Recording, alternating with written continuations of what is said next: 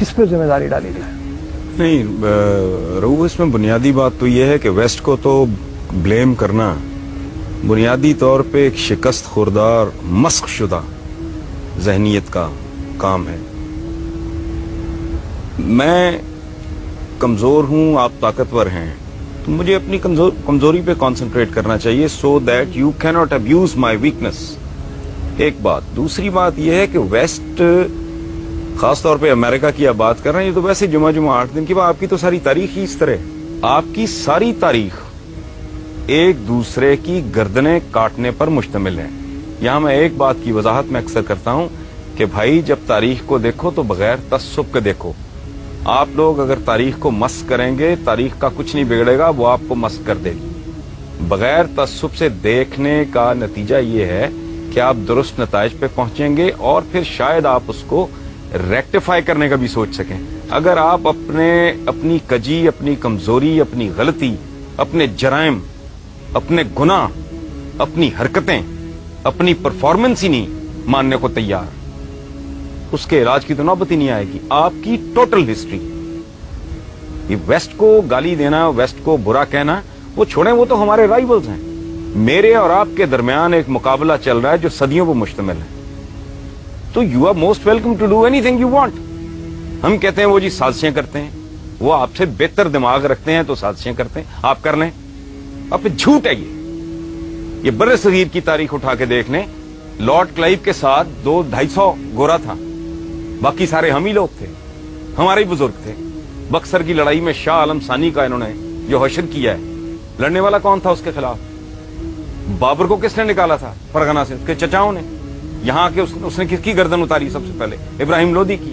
अमीर तैमूर ने किसको मारा? यलदरम को।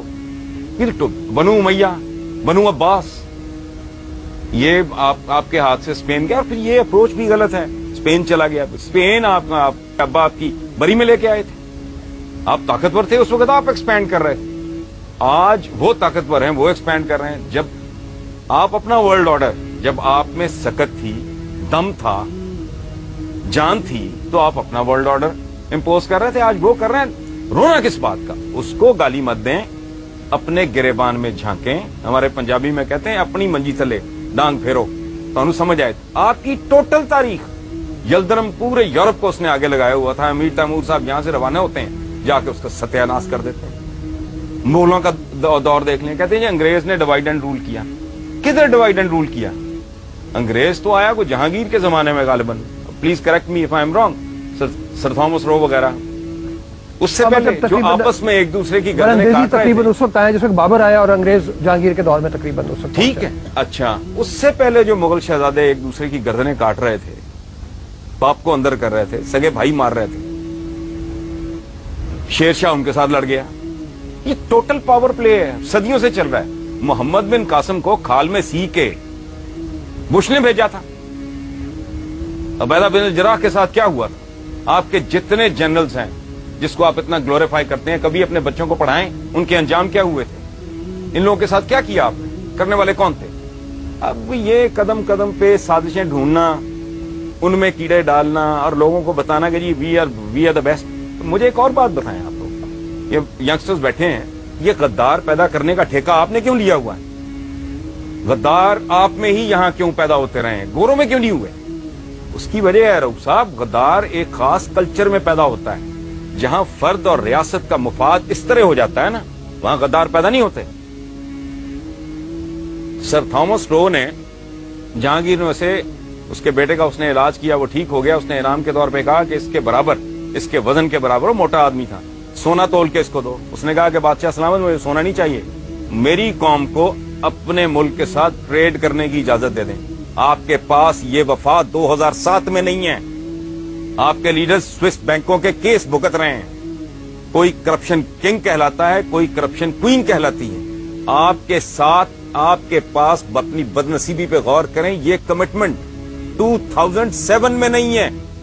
जो गोरे के पास, चूंकि मैग्ना कार्टा के बाद उन्हें ये एहसास उनके अंदर जन्म लेने लगा था कि मेरा और मेरे मुल्क का, मेरी स्टेट का मुफाद तो ये इस तरह की बात है। अच्छा, मैं एक छोटा सा सवाल यहाँ पे और पूछूं, चूंकि बुनियादी तौर पे जिस तरफ हमें चलना है, हम आज की बात करें, माजी के सबक जो है उससे हमें सीखना चाहिए, लेकिन क्या कोई ऐसी सूरत हाल हो सकती है, इस वक्त 3 मकतबे फिक्र के लोग हमारे पास मौजूद हैं, कोई एक चीज़ के ऊपर हम इत्तफाक कर लें, क्या ऐसी कोई सूरत हाल नजर आती है कि बाहर को हम क्योंकि देखिए ना, पूरी दुनिया हमारी तरफ देख रही है, सारी दुनिया में इस वक्त मलून और मतून जो है वो मुसलमान है, हरकतों की वजह से नहीं, लेकिन कोई फ्यूचर में कोई सूरत नजर आती है कि शायद हम तालीम हासिल करें, हम इंसान की रऊफ साहब, जहां आज इंसान खड़ा है, इसमें आपकी कंट्रीब्यूशन क्या है?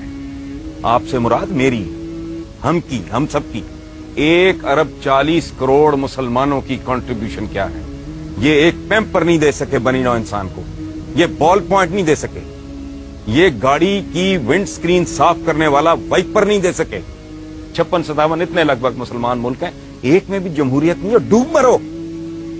मैं सदियों से एक बड़ा दिमाग नहीं पैदा किया, इस मुल्क में एक बड़ा आदमी पैदा हुआ है, मैं इंटेलेक्चुअली बात कर रहा हूं। ये मुल्क है, सबका है। जिन्ना साहब के स्टेटमेंट्स रिकॉर्ड पे हैं कि हिंदू अपनी जगह, फलां अपनी जगह, उसको आप जो भी लेबल लगाएं, डॉक्टर अब्दुल सलाम, उसको ने ठुड्डे मार के इस मुल्क से बाहर निकाल दिया। सदियों से एक बड़ा आदमी आपने पैदा नहीं किया।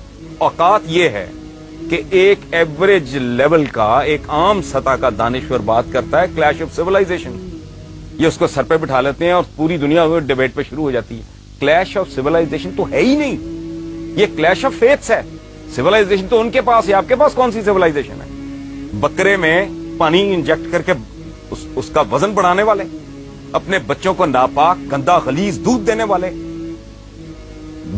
लाइफ सेविंग ड्रग्स में मिलावट करने वाले, जाली दवाइयां बनाने वाले, ला कानून, किसी मुल्क में ना आईन है ना कानून है, ना आवाम की कोई इज्जत है ना इज्जत है नफ्स है। आप रोटी नहीं दे सकते, इज्जत तो दें, आप वो भी नहीं दे सके। कौन सी ऐसी चीज, मुझे इतने यहाँ बच्चे बैठे हैं, इतने माशाल्लाह इस मुल्क की क्रीम बैठी है, मुझे एक बात, मैं दावा कर रहा हूं इतना बड़ा, एक बात बताएं जिस पे आप फख्र से कह सके कि ये हमारे पास है जो दुनिया में और कहीं नहीं।